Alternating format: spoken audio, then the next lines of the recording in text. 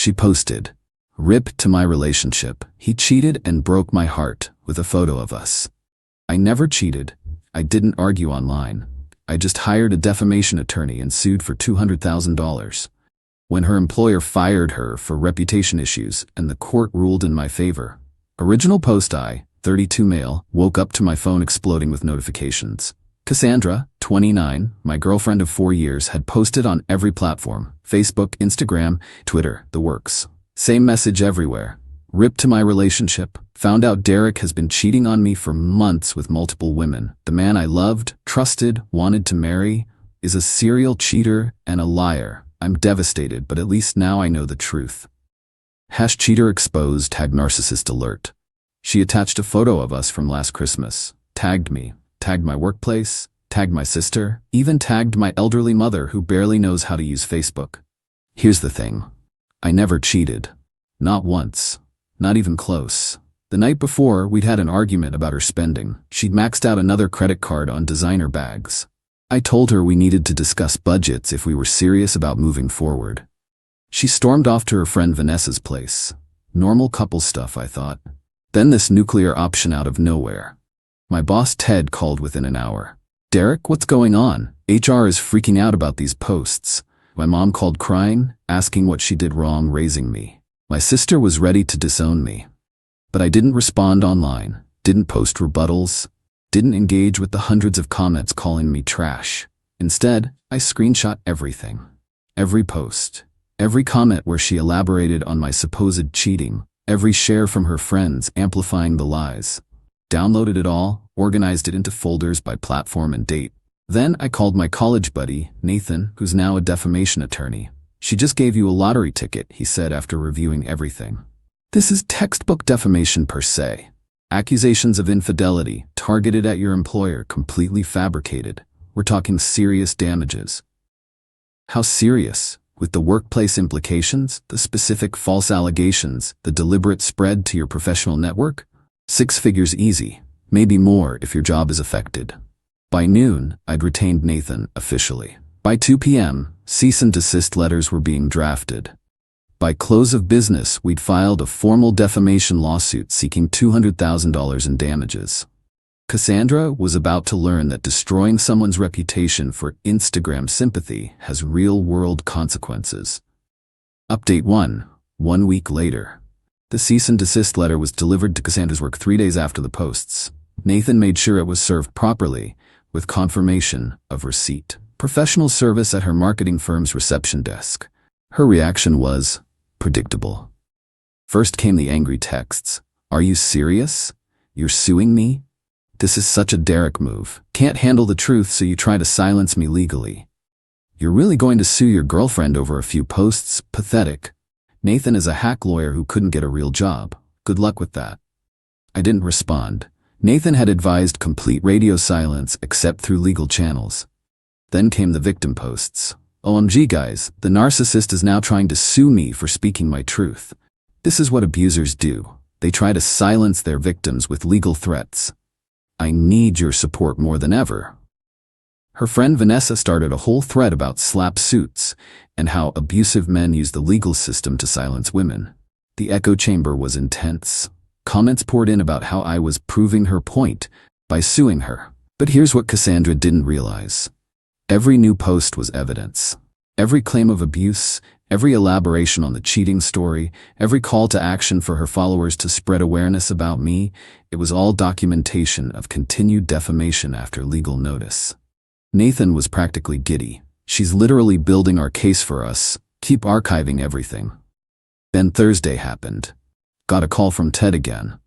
"Derek, I need you to come to HR first thing tomorrow. Bring any documentation about this situation." My stomach dropped. The posts had reached critical mass. Her tagging my company wasn't just embarrassing anymore, it was affecting my employment. The HR meeting was surreal. Shannon from HR had printed out dozens of Cassandra's posts. Comments from people saying they'd never do business with a company that employs cheaters. Messages to our corporate Facebook asking why they haven't fired me yet. "Derek, we need to understand what's happening here. These accusations." I pulled out my folder. The cease and desist. The lawsuit filing. Screenshots showing the argument was about money, not infidelity. Text messages from that night where she said she was leaving because I was cheap and controlling her lifestyle. Shannon reviewed everything carefully. So you're saying none of these cheating allegations are true? Not a single word. She's angry I confronted her about financial responsibility. This is retaliation. And you're suing her? For defamation, yes. My attorney says it's one of the clearest cases he's seen. Shannon exchanged looks with Ted. Derek, we can't have this affecting our workplace. The calls, the messages, it's becoming disruptive. My heart sank. Were they firing me over lies? So effective immediately, Ted said. You're on paid administrative leave while this gets sorted legally. We can't make a determination about your employment until the legal matter is resolved. Paid leave. Not fired, but not working. My professional life in limbo because of Cassandra's social media tantrum. That night, I got a call from Nathan. I have interesting news. Cassandra hired an attorney. Mackenzie Wolfe. I knew that name. Mackenzie was notorious for aggressive defense tactics, especially in cases involving women defendants. This was escalating. What's our next move? Discovery. We subpoena her phone records, social media archives, everything. We depose her friends who shared the posts. We document every single lie and its impact. She wanted to play this game publicly. We'll dissect it legally. Meanwhile, Cassandra's narrative was shifting. The posts became less about my cheating and more about me being a vindictive ex using the legal system to abuse her. She started a GoFundMe for her legal fees titled "Help Me Fight My Abuser's Attempt to Silence Me." It raised $3,000 in 2 days. I wanted to scream. She destroyed my reputation with lies, got me suspended from work, and now she was the victim needing financial support. But Nathan kept me focused. Let her dig. Every dollar she raises, every post she makes, every lie she tells, it's all evidence of malicious intent. She's not claiming it was a mistake or misunderstanding. She's doubling down. That's what turns a defamation case from compensatory to punitive damages. The legal bills were adding up, but Nathan assured me it would be worth it.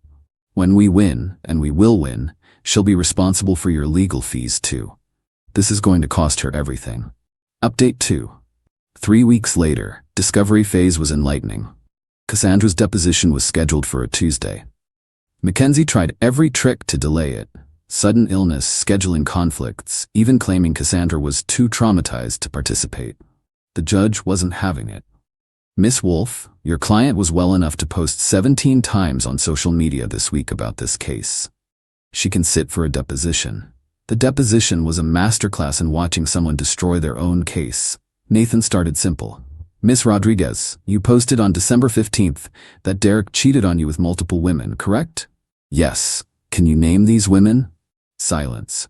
Mackenzie interjected. My client doesn't have to. Actually, she does, Nathan cut in. She made specific allegations of infidelity. We're entitled to know who these alleged partners were. Cassandra shifted in her seat. I don't remember their names. You don't remember the names of the multiple women your boyfriend of 4 years cheated with? It was traumatic, but not too traumatic to post about it extensively on social media within hours of discovering it. The deposition went downhill from there. She couldn't provide a single piece of evidence. No texts, no photos, no witnesses. When asked why she was so certain I'd cheated, she finally snapped. I just knew, okay? The way he acted about money, controlling me, telling me I couldn't buy things, that's emotional cheating. Nathan paused. Ms. Rodriguez, are you now claiming that discussing financial boundaries is equivalent to infidelity? Mackenzie tried to intervene, but the damage was done. Cassandra had just admitted, on record, that the cheating was actually about our financial disagreement. But the real bombshell came when Nathan subpoenaed her phone records. Turns out, Cassandra had been texting with someone named Jerome for months. Flirty texts, late-night messages, plans to meet up that coincidentally aligned with times she said she was with Vanessa. Miss Rodriguez, who is Jerome Martinez? Her face went white. Just a friend. A friend you texted can't wait to feel you again at 2 a.m.? Mackenzie objected, but Nathan continued. I'm establishing that Miss Rodriguez's accusations of infidelity were projection of her own behavior. The smoking gun was a text thread from the night before the posts. Cassandra to Vanessa. Derek's being a controlling about money again. I'm going to teach him a lesson he won't forget. What are you thinking? Remember when Brittany's ex tried to leave her and she posted about him beating her? He came crawling back, begging her to take the posts down. Guys can't handle public shame. Vanessa. LMAO, brutal. Do it. Nathan looked at Cassandra. So this was planned retaliation for a financial discussion? Cassandra broke down crying. Mackenzie called for a break. During the break, I heard shouting from the conference room. Mackenzie was furious. You told me he cheated. You said you had proof. This is a text admitting you made it up. The deposition resumed with a very different tone. Mackenzie was now in damage control mode, but it was too late. 2 days later, something unexpected happened. I got a call from Shannon in HR. Derek, we need to discuss something. Cassandra's employer, Meridian Marketing, just called us. Turns out, Meridian Marketing had been following the case. A marketing firm couldn't afford to employ someone who publicly fabricated stories for social media manipulation. They'd done their own investigation after being served as a third party in our discovery request. We needed employment verification for damage calculations. They terminated her this morning, Shannon continued. Cited reputation damage to their firm and dishonesty. They're also considering their own legal action for the negative attention she's brought to their company. I felt a mix of vindication and pity. She destroyed her own career over a tantrum about designer handbags. But Cassandra wasn't done playing victim. That evening, she posted, "Lost my job today because my ex-boyfriend's vendetta against me. He's not satisfied with suing me. Now he's destroying my career. This is what happens when women speak up. We get punished while abusers get protected. I'm devastated." The GoFundMe got updated. Now she needed money for living expenses too. Nathan screenshot it all. She just can't help herself. Every post makes our punitive damage claims stronger. Update 3. 2 months later. The pretrial settlement conference was a joke. Mackenzie came in swinging with an offer that left Nathan and me speechless. Cassandra would graciously agree to delete the posts if I dropped the lawsuit and paid her $50,000 for emotional distress. Nathan actually laughed. "Is this a serious offer?" "My client has suffered immensely," Mackenzie said with a straight face. "She's lost her job, her reputation." "Because she committed defamation," Nathan interrupted. "She admitted in deposition that she fabricated the cheating allegations as revenge for a financial disagreement. We have text evidence of premeditation. Your client is looking at massive damages. No jury will side against a woman speaking about relationship trauma." Nathan pulled out a folder. "Want to bet? We have 73 screenshots of posts, each one a separate count of defamation. We have her deposition, admitting the allegations were false. We have texts showing malicious intent. We have proof of her actual infidelity with Jerome Martinez. And now we have evidence of continued defamation post-legal notice, which opens her up to punitive damages." He slid a paper across the table. "Here's our offer. Cassandra pays $175,000 in damages, covers all legal fees, posts a full retraction and apology on all platforms, and signs an NDA preventing her from ever mentioning Derek again. In exchange, we don't pursue the maximum punitive damages, which could exceed $300,000. Mackenzie's face darkened. "That's extortion." "That's consequences," Nathan replied. They rejected the offer. Big mistake. The trial was set for 6 weeks out. In that time, Cassandra's life continued to implode. Word had gotten around the marketing industry about why she was fired. She couldn't get interviews anywhere. Her GoFundMe stalled at $8,000 after people started questioning the story. Jerome disappeared the moment things got legal. Shocking. Vanessa distanced herself after being deposed and realizing she could face her own legal troubles for defamation by republication. But Cassandra doubled down. She started a blog, survivornotsilence.com, where she posted daily about her journey fighting legal abuse. She gave interviews to anyone who would listen, mostly small podcasts and blogs about women's rights in the digital age. Every single appearance was documented by our legal team. 3 weeks before trial, I got an unexpected call. "Derek? This is Monica Martinez." "I'm sorry, who?" "Jerome's wife." My blood ran cold. "I think we should talk," she continued. "I have information about Cassandra that might interest you." We met at a coffee shop downtown. Monica was clearly devastated, but composed. "I found out about the affair a month ago," she said, sliding a folder across the table. "I hired my own PI when Jerome started acting strange.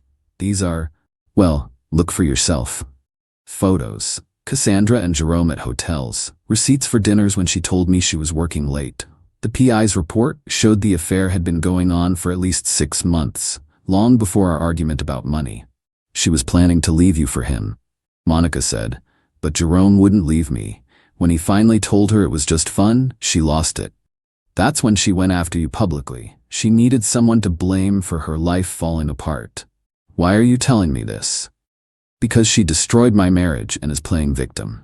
Jerome showed me the posts about you. It's sick. She does this to everyone who doesn't give her what she wants. Would you testify?" Monica nodded. "She needs to be stopped." Update 4. Trial week. Cassandra showed up to court in a conservative outfit I'd never seen her wear, looking every bit the victimized woman. Her family filled 2 rows: parents, siblings, cousins.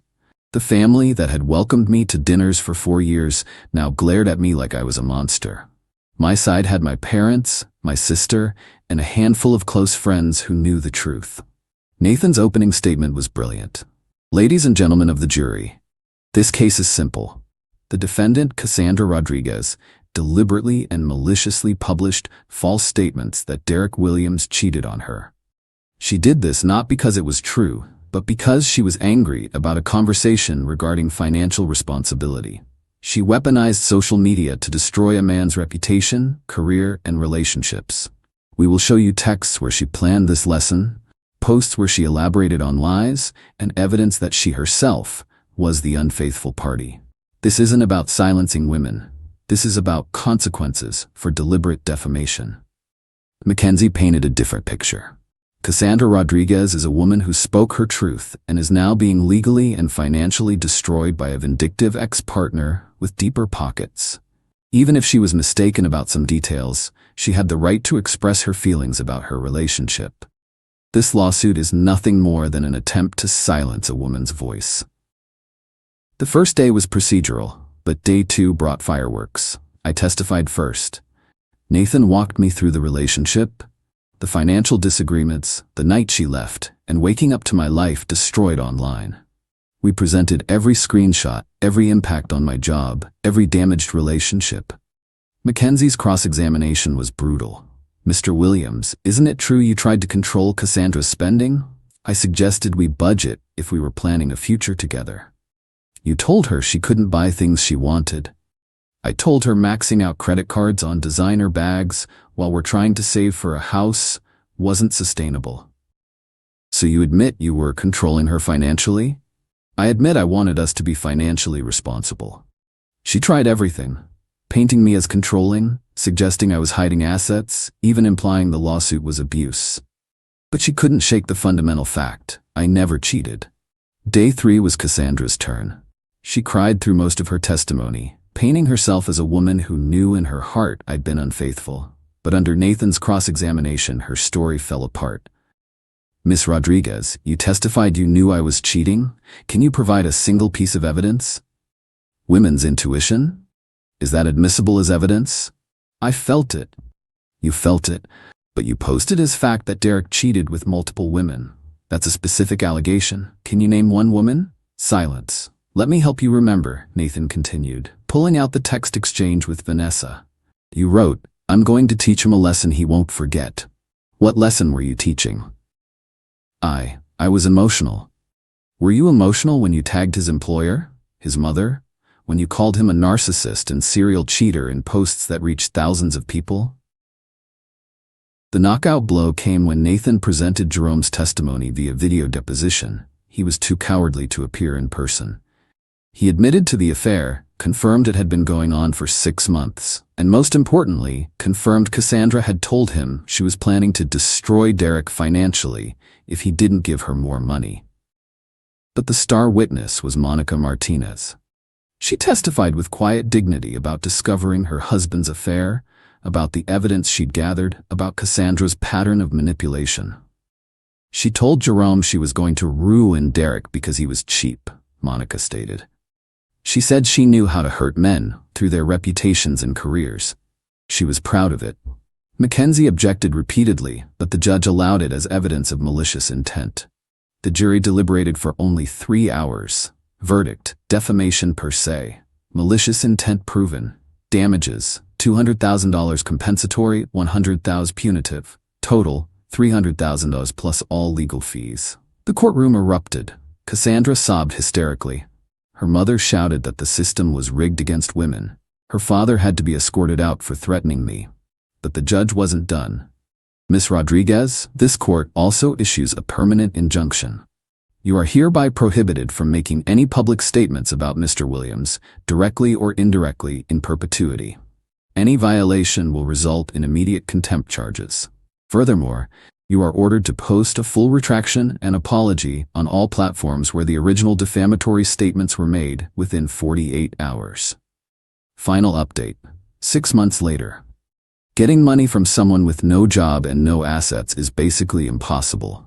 Cassandra declared bankruptcy within a month of the verdict. I'll probably never see most of that $300,000, but that wasn't really the point.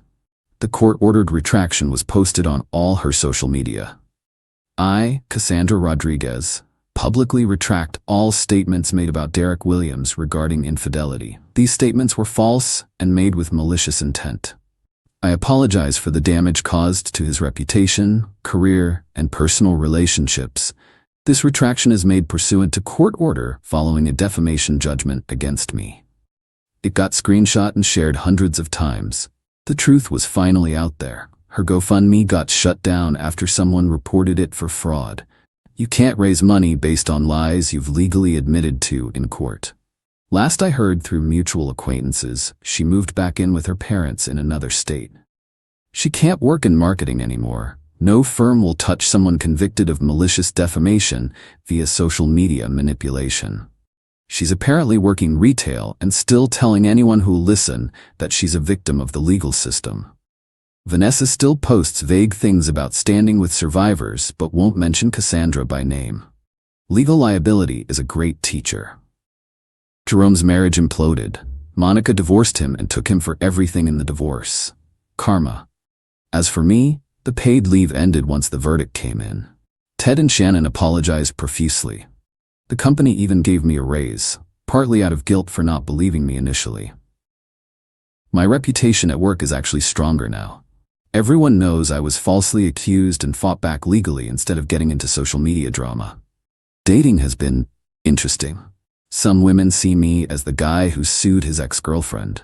Others see me as someone who stood up to defamation and won.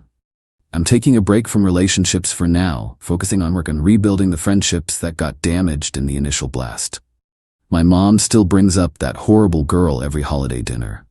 My sister jokes that I should frame the verdict. Maybe I will. Nathan and I grab beers occasionally. He says it's still one of his favorite cases, clear-cut defamation with a perpetrator who couldn't stop incriminating herself. He's even used it as a teaching case for other attorneys about the power of documentation. The lesson? If someone decides to destroy your reputation with lies, don't fight back on social media. Don't engage in the court of public opinion. Document everything. Hire a good attorney and let the legal system do what it's designed to do. Cassandra thought she could destroy me with a few posts and face no consequences. She thought being a woman crying about a cheating boyfriend would give her immunity from accountability. She thought wrong. Sometimes the best revenge isn't getting even, it's getting justice. $300,000 worth of justice, to be exact. Even if I never see a penny, watching her admit in court that she lied, seeing her lose her career over her own malicious choices, and having legal documentation that I was the victim, not her, that's priceless. Don't defame people, folks. In the age of screenshots and digital trails, the truth has a way of coming out, and it's expensive when it does.